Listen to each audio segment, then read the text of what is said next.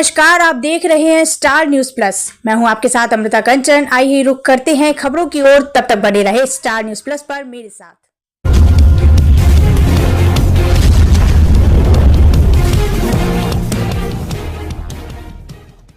UP उपचुनाव को लेकर सपा की अब आई एक और लिस्ट। जिस सीट के लिए लोगों से इकरा हसन ने पहले ही सपा के लिए वोट कर लिया था रिजर्व, उसी मीरापुर सीट से इन्हें मिला टिकट। मीरापुर सीट पर सपा के अंदर उम्मीदवारी की रेस में 20 से ज्यादा दावेदार, लेकिन अखिलेश ने एक महिला प्रत्याशी पर खेल दिया दांव। कौन है सुंबुल राणा, जिस पर सपा मुखिया ने मीरापुर की लड़ाई में आंख मूंद कर किया विश्वास। मीरापुर विधानसभा सीट ये तय माना जा रहा है, ये सीट एनडीए की ओर से आरएलडी के खाते में जाएगी। आरएलडी से इस सीट के लिए कई दावेदार हैं, लेकिन कहा जा रहा है इस सीट से बिजनौर से सांसद चंदन चौहान की पत्नी यशिका चौहान को ही टिकट मिलेगा। इस सीट से चंदन चौहान विधायक थे। चंदन चौहान ने सांसद बनने के बाद इस सीट को छोड़ दिया। अब मीरापुर सीट पर उपचुनाव होना है, तो ऐसे में सपा की ओर से 9 सीटों पर होने वाले विधानसभा उपचुनाव के लिए अपने 7वें उम्मीदवार की घोषणा कर दी गई। मीरापुर विधानसभा सीट पर सपा की ओर से सुंबुल राणा को टिकट मिला है।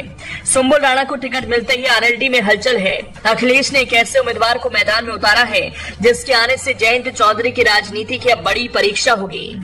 जी हां, सत्ताधारी बीजेपी गठबंधन में जहां उम्मीदवारों के चयन पर फाइनल चरण में मंथन चल रहा है, वहीं मुख्य विपक्षी समाजवादी पार्टी ने एक के बाद एक अब तक 2 बार उम्मीदवारों की लिस्ट जारी कर दी है। इसी क्रम में सपा ने एक और सीट पर उम्मीदवार की घोषणा कर दी है। समाजवादी पार्टी ने मुजफ्फरनगर जिले की मीरापुर विधानसभा सीट पर होने वाले उपचुनाव के लिए उम्मीदवार घोषित कर दिया है। सपा ने मीरापुर सीट से सुंबुल राणा को कैंडिडेट घोषित किया है।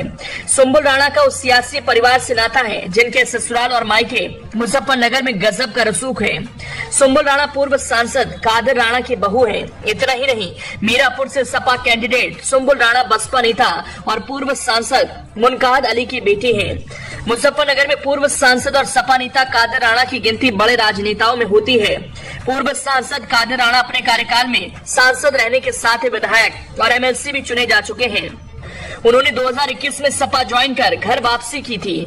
जानकारी के मुताबिक मीरापुर सीट पर 20 से ज्यादा दावेदार थे।